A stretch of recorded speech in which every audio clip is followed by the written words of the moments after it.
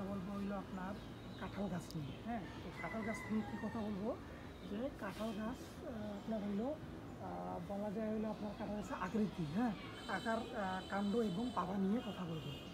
তো অটোকার্পাস হেটারোফাইলস একটি চিরসবুজ গাছ হিসেবে বৃদ্ধি পায় বা ঘন ট্রিট এর সাথে তুলনামূলকভাবে ছোট কাণ্ড থাকে এই কাঁঠাল গাছে।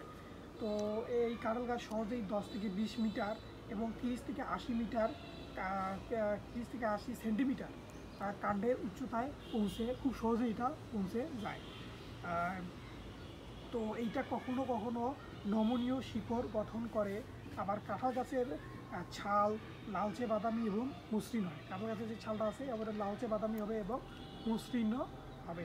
তো ছালা আঘাত লাগলে দুধের রস বেরোবে। ওই ছালটা যদি একটু আঘাত লাগে তাহলে সাদা সাদা দুধের রসের মতো বেরোবে। তো আবার পাতাগুলোর বিকল্প এবং সর্পিল্যভাবে গজায়। হ্যাঁ, পাতাগুলো সর্পিল্যভাবে সাজানো থাকে পাতাগুলো। তো এগুলো ঘন ঘন হবে এবং এটি পেটিওল এবং পাতায় বিভক্ত হবে। তো পেটিওলটি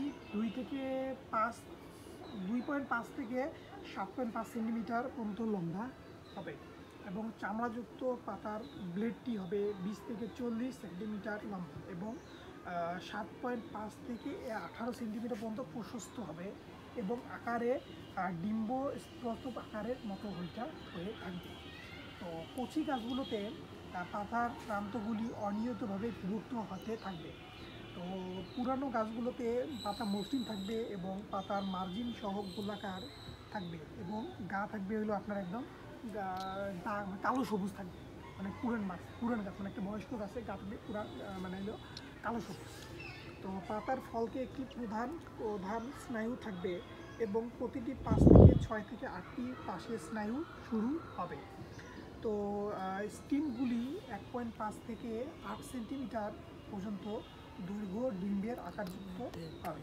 তো এইটা হলো একটা আপনার একটা কাঁঠাল গাছের আকার, কাণ্ড এবং পাতা। তো কারা কারা এটা নতুন জানলেন যে এই আকার, কাণ্ড, পাতা নিয়ে? তো অনেকে হয়তো ফলটা খাইছেন কিন্তু এইসব বিষয় জানেন না যে আকার কীরকম হয়, কাণ্ড কীরকম হয়, পাতা কীরকম, কত বড় হয়। তো তারা অবশ্যই এটা শেয়ার করে দেবেন এবং আপনাদের কেমন লাগলো এটাও জানাবেন, মানে আপনাদের কীরকম লাগছে এবং জানাবেন। এবং যদি ভালো লাগে থাকে তাহলে বা আপনাদের বাসায় যেসব বন্ধুবান্ধব যেসব আছে তাদের মাঝে এটা ভিডিওটি শেয়ার করবেন এবং তাদেরকে জানার প্রবল আগ্রহ মানে গড়ে নেবেন।